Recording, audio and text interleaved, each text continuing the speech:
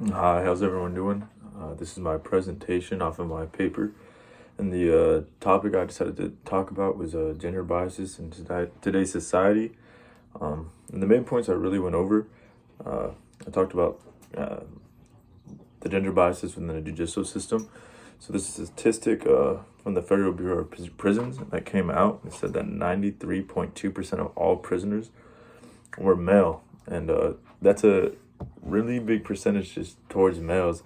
And I just don't think there's any possible way that 93% of all serious crimes who go to prison are committed by men. That's just a really big disparity, and I think there's a couple cases of why that might be.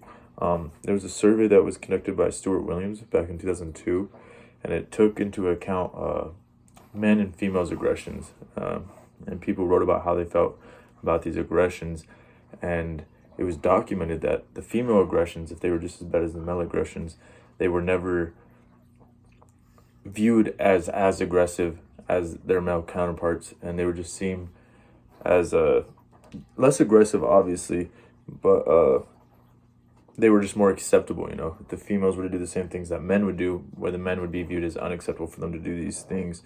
And I feel like that kind of works within the legal system, because more than likely, if a female does a very aggressive act, but people just don't take it, they accept it, they're not obviously going to inform the cops or anybody in the judicial system to take care of those things.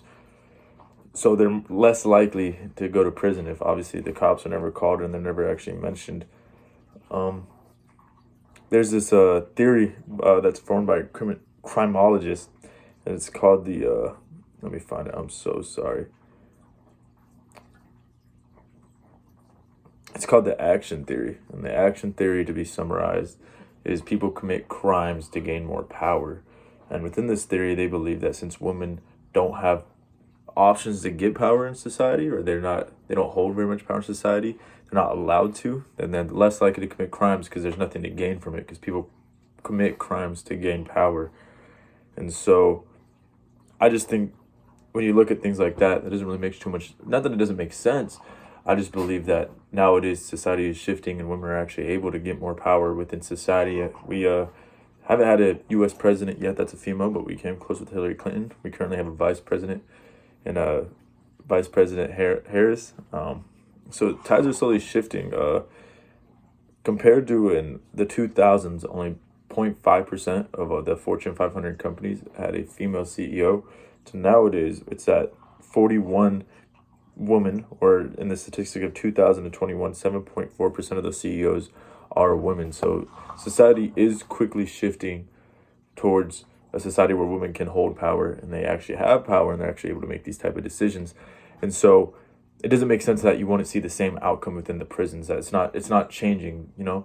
If people commit crimes to get more power and women now have the option to gain power, we're not seeing the same type of changes in the judicial system that we're actually seeing within society. And I think that's a little weird. And I believe that those things are happening due to gender biases towards men and women.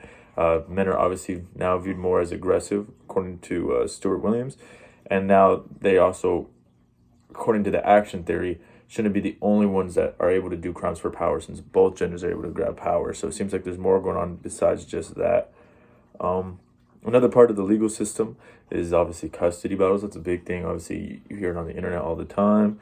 According to statistics, 90% of all custody battles are won by females, and that is a gender bias in favor of women, because they're looked at as better parents. They're looked at as more nurturing.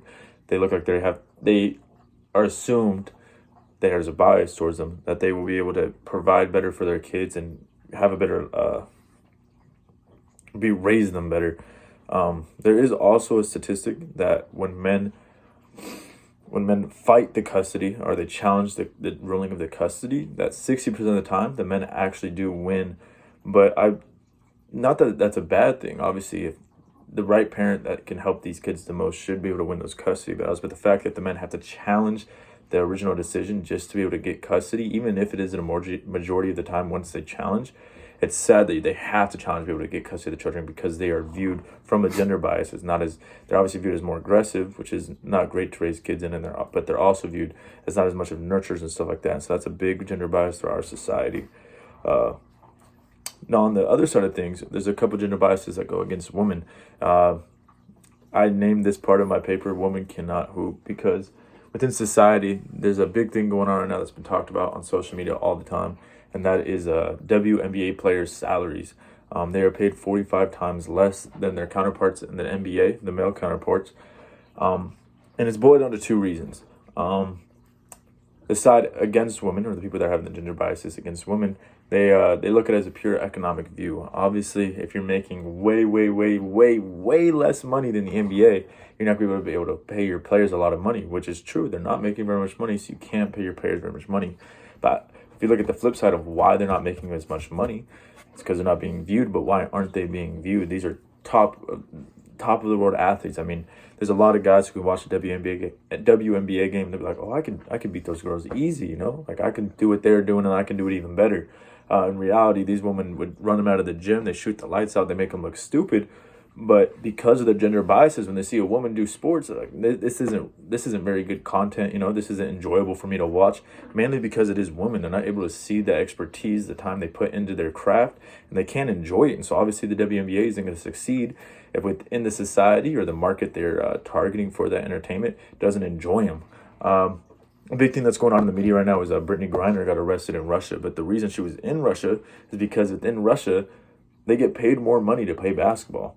This is surprising because, I mean, America is the largest, the largest market for entertainment. People come to America to entertain. You know, we spend the most money on it within the entire world. Yet you're able to get paid more money to entertain playing basketball as a woman in Russia due to the fact that they don't judge those players as harshly as they do in America. You can see this with women comedians, just entertainment in general. When women try to do these things, men judge them. They put them down. They say, oh, I can do this better than them. And most of the time, you'll even hear from people's mouth, oh, it's because I'm a man. It just doesn't really make too much sense. And it's a very obvious gender bias.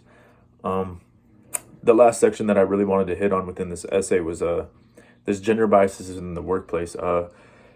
Almost every single place I've worked, except for Amazon, actually, there was definite roles between if you were a man or a woman. I mean, the job description for man or woman was exactly the same, but when you came to work, you had completely different obligations within the workplace. I work at In-N-Out right now, and the women, if they show up at 9 a.m., they're going to be only doing onions, and they'll be doing lettuce. And those are not very labor intensive. I mean, I don't like to do it, I'm not going to lie, but those are the roles they're supposed to do, while the guys have to go do potatoes. Potatoes, you have to lift up 50-pound bags continuously. It's not very hard work. I mean, you do have to lift things, but they don't allow the woman to do them. They don't even train them to how to do it. And it's very odd that even to get a raise in the company, you're supposed to know how to do potatoes, but instead of just teaching the females or the ladies how to do this job, they don't even bother because they know they're never going to have them do the job, even though it's part of it. And I think that's a bias because they don't even allow them to participate in that part of the workplace just because of their gender. I talk to females at my job. I don't even know what I'm calling them female. I talk to women at my job, and they talk about how they think it's weird that they're not able to do potatoes. They never take the trash out. They never clean the grills. There's just a lot of things within workplaces that it's definitely gender specific. They pick one side or the other. So women go do this, men do this, and they pick the task for each gender depending on what it is.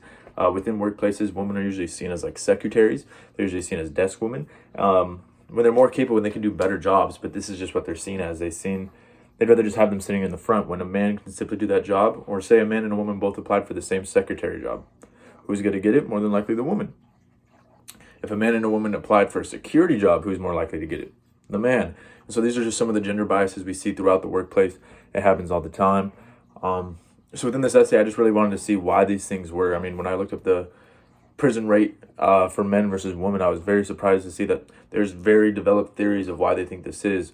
Not only are men obviously viewed as more aggressive, so when they do things, people are not going to take it the same way. They're not going to accept it.